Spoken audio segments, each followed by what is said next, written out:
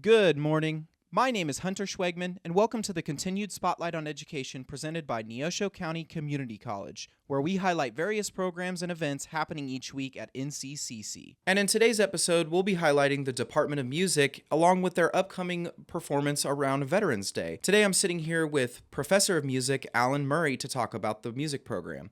Alan, how's it going today? Great. Thanks for having me. So, Alan, just to give people a little bit of background on you and what brought you to this point in your music career, just give us a little bit of background on, who you are in terms of music. What's your education, your experience, your accolades, awards? Just brag on yourself for a little bit. Yeah, great. Every musician loves talking about themselves. That won't be a problem at all. Let's say I'm from New Mexico. Went to school in the southern part of the state near El Paso, Texas, New Mexico State, and got my master's at Arizona State and worked professionally as a musician in the Phoenix area for a few years and got involved in professional choral music. So that's a paid position, singing in a choir. And then after a few years there, I ended up in the Kansas City area for 12 years where I taught at Johnson County Community College, taught music and voice lessons, and then I sang with a number of professional music groups and managed to tour around the world and win some Grammy Awards with some choirs, and worked as an adjunct professor there at Johnson County for 12 years, and then moved down here in 2014. Still sang professionally up until COVID. Since COVID, I've officially retired as a professional tenor singer and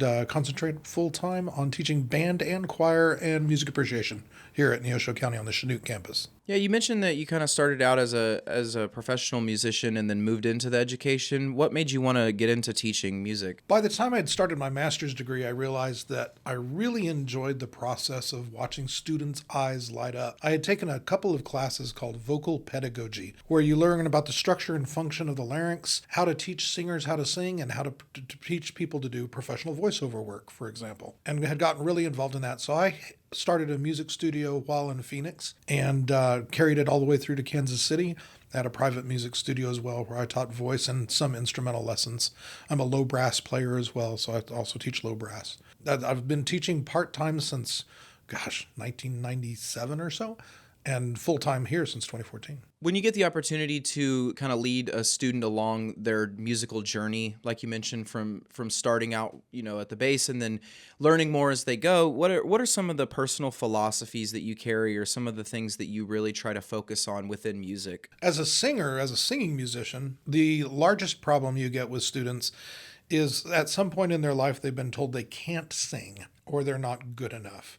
And that's just a societal thing. Everyone can sing. Not everybody can sing as great as your pop artist or your opera star on Broadway or whatever, but everybody can sing to their best of their ability. And that's what I meet every student where they are. And the goal is to train them so they can be better at whatever they want to do. I have a few music majors. I have a few music minors every year, but most of the students that participate in choir and as well as in band are doing it just for the enjoyment of being in a group music ensemble class. That's what I really enjoy doing. In your own words, what makes Neosho County Community College unique, and especially what are the benefits of getting involved with the music program here at NCCC? What is unique about our program is we're small enough in Southeast Kansas that you can get individual attention, but large enough that we can actually pull off some pretty neat programming. I also combined the student choir with the community choir. It's called the CAC, Chinook Area Community Chorus. It used to be called St. Cecilia Community Chorus, but we've changed the name to be more broad. That's about 20 singers from around town of ages from age 16 to 66 or 76 or 86. And we do combined concerts with them. So that gives the students a chance to not only sing with their peers, but also a chance to sing with adults who have more singing experience. For a student who sits down in your class, let's take your music appreciation class. For someone who takes that class, outside of just learning, the material that you've set out and passing the class, what are some of the goals or skills that you hope each student to achieve or learn by the end of the semester? One of the major goals of the music appreciation course, especially with our student athlete population, who maybe doesn't attend musical events as often as a music minor or a student in the arts would. One of the goals is that I tell every class at some point in your life, you're going to have a job with a boss. That boss will most likely be a community member who at some point receives tickets to the symphony or tickets to a recital or tickets to an opera or a Broadway touring show. I want you as a student in my music appreciation class to know when to clap, what to wear, how to attend. What does that program mean? What do these strange words mean in the liner notes in the program? When do I get up and go get a drink of water at intermission? How do I fit in? I want the students to be successful, even if they don't really care to go to the symphony. Just like how most business deals are done on the golf course, a lot of business deals happen at intermission at the opera. And so I want to prepare the students to have a little bit of knowledge about a lot of different musical art forms so that they can feel confident getting those symphony tickets from their boss, or maybe even subscribing and becoming a member of a symphony if they move to a bigger city. So that's one of the goals. And I emphasize that a lot during the class, how to read a program, how to attend the concert. And then as well, I also show lots and lots of excerpts from, thanks to YouTube, show lots and lots of excerpts from Broadway shows, from operas, from symphonies, so they get a real taste of what it's like in a bigger city, if they choose to move there, to attend those kind of events. I think that's an aspect of your class that was really important to bring up, because I don't think many people think about those things, especially, like you said, people don't necessarily think of the other places where those deals can happen. So I think that's a really important thing to keep an eye on. For students who get into, let's say, your band classes or, your instrumental music classes, what kind of equipment are these students going to have access to? Are the instruments, up to date and kind of reflective of what is being used currently in the music industry? That's a great question, and I'm happy and so proud to say that in around 2020, 2021, I started purchasing brand new instruments for the instrumental music program at Neosho County Community College. So a student who comes here who doesn't have their own instrument, we provide free instruments for their use while they're in the program. So I have brand spanking new tubas, timpani, drum sets. I probably have $15,000 worth of percussion instruments that are all brand new. Low brass, high brass, flutes, clarinets. I've got one or two of each that I've been able to purchase thanks to the great administrative support. For the next two questions, I'm going to kind of take a look at your program from either side of the aisle, because I think these are the two main ways that people approach your classes or your program. So for a student that might be looking to pursue a full-time career in music, how does the program prepare those students to meet like local or national job demands, and what kind of careers do they pursue after they leave here or their four-year institution? Yes, there's really two program paths you can take in music. Excuse me. The first is to enter the education path. So I teach music for elementary education majors. I also teach a music fundamentals course to introduce students who have no musical background to the idea of notes on a staff and how music works. Yes, we play recorders, just like you did in the 4th and 5th grade. We play them here at Neosho County Community College. As a matter of fact, I usually take them on tour to the administrators' offices. And they really do appreciate it. Kind of funny. It's like, hey, this is what we do in class. I'm teaching teachers how to teach. So that's the music education path for elementary music. For junior high and high school, future junior high and high school teachers, I also offer Music Theory 1, Ear Training 1, and those courses, piano courses, private voice courses, private instrument courses, as needed, to prepare them so that when they go to their four-year college, they're not starting at the very beginning in their music classes. I've at least got them a year and a half into the progress of their four-year degree for music majors. So if you weren't going to go in education, but you wanted to become a professional performing musician, the nice thing is you have one as a mentor. That's what I did for basically 15 years.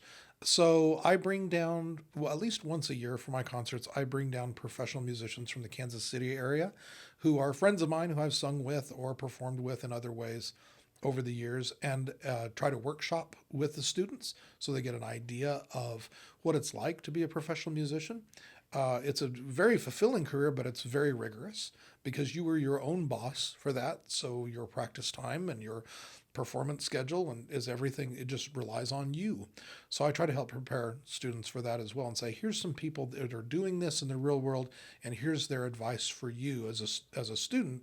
If you want to be a professional musician, you need to consider these things. For example, health insurance. The average 18-year-old doesn't think about health insurance, but as a professional musician, you have to provide your own health insurance and you have to file your own taxes. And there's a lot of other stuff besides making music that is part of the real world of being a professional musician. So I try to bring in other professionals who can come in and talk to those students and say, hey, here's how the game is played.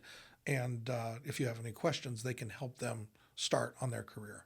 All right, you guys have practiced. You've put together an amazing show, and you're ready to bring it to the public to entertain us. What kind of performances each year does the music department hold, and when can we come see you guys perform? Yeah, so every semester we have one big concert, and then usually a smaller, what we call run-out gigs or smaller concerts that are just for the students. So the big concert involves the community choir and the student choir, the band.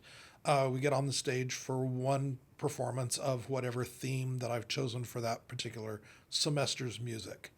Then the run-out concerts, for example, we'll do Christmas carols with band and choir in the lobby of the student union during their lunch hour.